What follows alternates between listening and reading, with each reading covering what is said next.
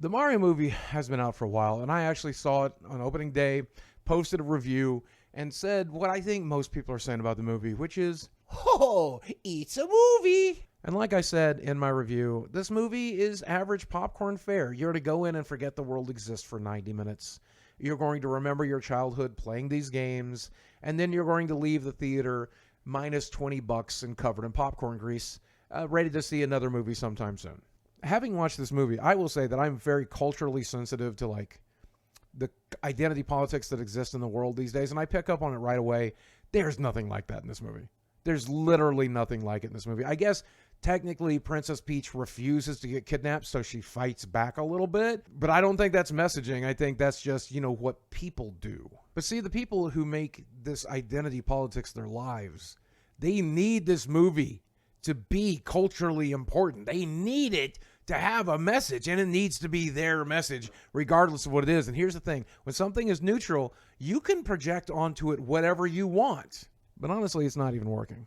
Because people don't know what they're supposed to be getting from this movie. They don't know if it's woke or anti-woke. Let me give you an example. Tim Pool, who normally would call, everything woke. Water is woke. The air is woke. Existing is woke. He would tell you that this movie is obviously super, super woke. One of the reasons, I shit you not, Tim claims that the reason the movie is super woke is because Mario's kind of weak until he gets power-ups. And he uses power-ups to save the day, which, according to Tim, is not something Mario does in the video games. This makes me wonder if Tim Pool has ever played a single Mario game or seen them get played. That's what they're famous for, Tim, is the power-ups. Tim also points out that Peach is a super girl boss in this movie because she fights back against Bowser and loses and needs Mario and Luigi to come save the day. Because that's what girl bosses do now, I guess. How is it news to anybody that Princess Peach is not just a pushover? She races Mario Karts. She rides motorcycles. She fights in Smash Brothers. The power's in the name. She's literally Princess Peach. She's a princess. She rules a kingdom. Why were you expecting her to just roll over? Meanwhile, on the same side of the aisle, you've got Louder with Crowder, who claims that the Mario Brothers movie is anti-woke and it's crushing the box office with its anti-wokeness. Now, to be fair to Steven Crowder, he says the reason this movie is anti-woke is because it doesn't have woke messaging in it, which is just kind of taking a big dump on Tim Pool at that point.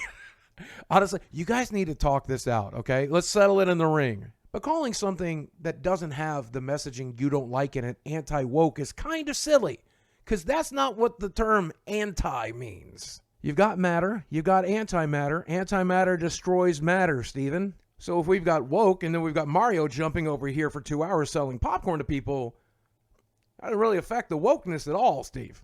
And then we got the critics versus the audience thing. And when you look at these critical reviews, there's a lot of critics out there who are mad that this movie doesn't have some political stance that they can either support or get angry about. For example, Aaron Frisco says that this is inoffensive fun, and then he gave it a negative review, for being fun. Well, yes, I did see the movie. Mm-hmm. And I had a lot of fun watching it. Yes, and I was not offended at all. So 0 out of 10. I mean, a lot of these critics that gave this a negative review are so used to being offended, so used to being angry, that when they're not, they're like, did I even watch a movie? Why am I not angry right now? And to be fair, this movie isn't a Scorsese flick. It isn't a Tarantino flick. You're not going to feel anything or learn anything by watching it. You're just going to have a good time. But sometimes I like to have a good time, critics. You should try it. It ain't half bad. But let's call this movie what it really is. It's a vehicle to do two things: sell video games and toys, and also promote that new Nintendo land you'll find at Universal. And because that was the goal, they went in to make sure that they were as inoffensive as humanly possible and did everything they could to ride the middle. So how is it you have critics on the left and people on the right, like Tim Pool, who found a way to get offended here? Because there's nothing to be offended about. This is a video game movie, and it did what I think a video game movie should do, which is emulate the experience of playing a video game.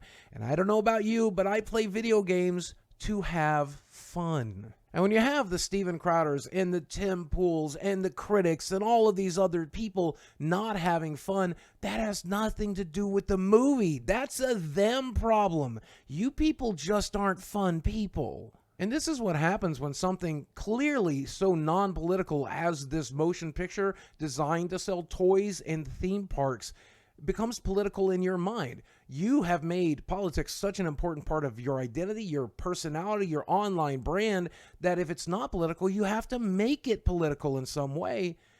And that comes across as really inauthentic. And I think, based on the audience score here, people are no longer buying your bullshit. That audience score of 96% is a lot of people who just want to have fun in this world right now. And as dangerous as this world is, as crazy and sad and scary as this world is, as broke as everyone is, as hard as everyone's working, when we find fun, by God, we're going to enjoy it, and we're not going to let the critics of the world try to take that away from us. So stop trying. The vast majority of human beings don't watch Fox News, and we don't watch your Steven Crowders, and we don't pay attention to critics. We're out here living our lives, loving each other, taking care of each other, taking care of our families, and trying to enjoy ourselves. And I look forward to the rest of you joining us. It's a pretty good time. I think you'll like it. And if you made it all the way to the end of this video, I think you're one of those people that has learned to watch the things they love and ignore the rest. And if so, I'm proud of you, dear viewer. But as always, thanks for watching. I love you very much, and I will speak with you again soon.